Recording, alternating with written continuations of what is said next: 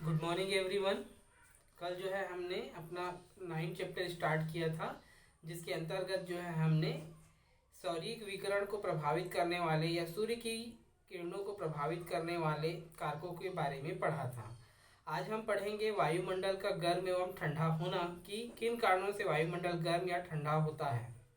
वायुमंडल जो है मुख्य रूप से दो कारणों से या दो विधियों से जो है ताप प्राप्त करता है, जिनकी वजह से वो ठंडा या गर्म होता है। पहला है प्रत्यक्ष विधि, दूसरा है परोक्ष या अप्रत्यक्ष विधि। पृथ्वी का वायुमंडल भी इन दोनों विधियों से ऊष्मा या सूर्य ताप प्राप्त करता है, किंतु वायुमंडल समस्त सूर्य ताप का केवल 14% भाग ही प्रत्यक्ष रूप से अवशोषित करता है, जो कि बहुत कम है। वास्तव में वायुमंडल परोक्ष या अप्रत्यक्ष विधि से जो है अधिकांश सूर्य ताप प्राप्त करता है। सूर्य की किरणें पहले पृथ्वी तल को गर्म करती है। इस गर्म पृथ्वी तल के संपर्क में वायु परतें आती है और तल से ऊपर की ओर वे क्रमशः गर्म होते जाती हैं। ठीक है, इससे हमें यह समझ में आता है कि जो हमारी पृथ्वी है वो सूर्य की किरणों से सीधे केवल 14% ही जो है सूर्य तक प्राप्त करती है। बाकी का जो हिस्सा है वो अप्रत्यक्ष रूप से प्राप्त करती है।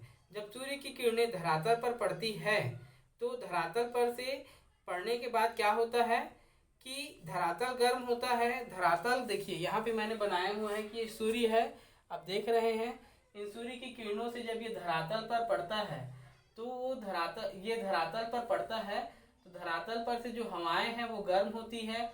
गर्म होकर जो है हवाएं ऊपर उठती है और वैसे ही वो वायुमंडल को क्या करती है, गर्म करते जाती है। ठीक है बच्चों, चलिए ऊष्मा प्राप्ति की विधियां जो है 3 प्रकार की है। पहला विकिरण विधि, किसी पदार्थ द्वारा अपनी ऊष्मा को लघु या दीर्घ ऊष्मा द्वारा उत्सर्जन की क्रिया को विकिरण कहते हैं।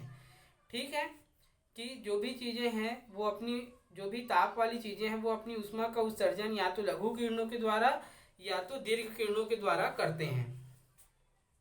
ठीक है, सूर्य अपनी ऊष्मा का उत्सर्जन लघु तरंगों द्वारा करता है और उसे सौरिक विकिरण कहते हैं, जबकि पृथ्वी जो है अपने तापमान का या अपनी ऊष्मा का उत्सर्जन जो है वो दीर्घ किरणों के द्वारा करता है, जिसे भौमिक उत्सर्जन या पार्थिव विकिरण कहते हैं।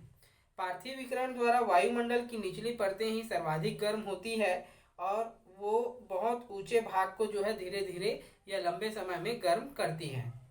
संचालन, आणविक सक्रियता द्वारा पदार्थों के माध्यम से ऊष्मा के संचार को संचालन कहते हैं। ठीक है, क्या बताया जा रहा है कि अणुओं की सक्रियता के द्वारा पदार्थ के माध्यम से ऊष्मा के संचार को संचालन कहते हैं। विभिन्न तापक्रम के दो पदार्थों को आपस में मिलाकर रख देने पर गर्म पदार्थ तब तक ठंडे पदार्थ की ओर अग्रसर होते रहता है जब तक कि दोनों के तापमान मिलकर आपस में एक समान ना हो जाए। जैसे हम अगर छड़ या किसी चम्मच को गर्म करते हैं तो उसका दूसरा सिरे भी धीरे धीरे गर्म हो जाता है।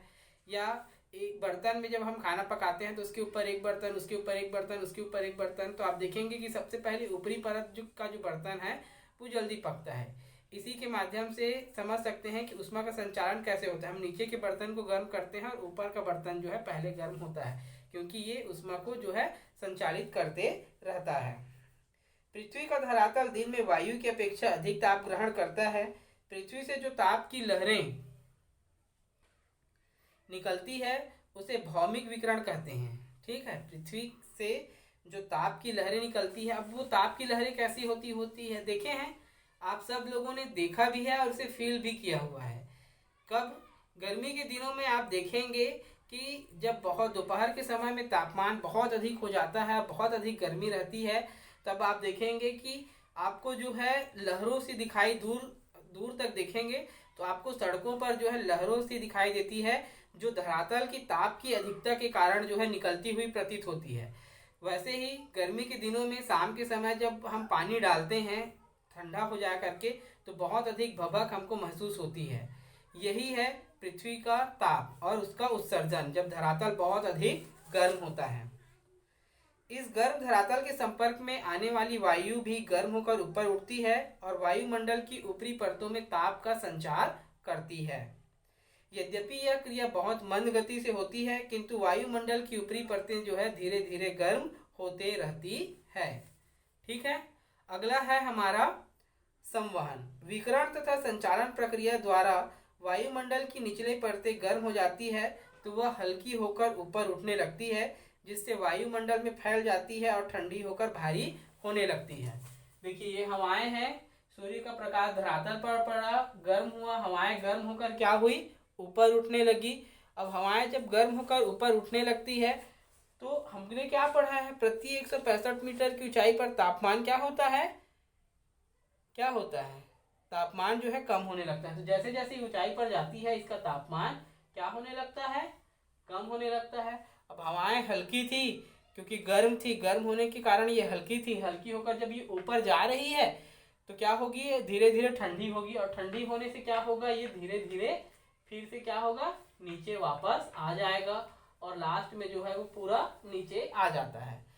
जैसे ही किसी भी स्थान की हवाएं गर्म होकर ऊपर उठती है, ठीक है, तो उसके आसपास की जितनी भी ठंडी हवाएं हैं तेजी से उस स्थान को भरने के लिए वो वापस आती हैं।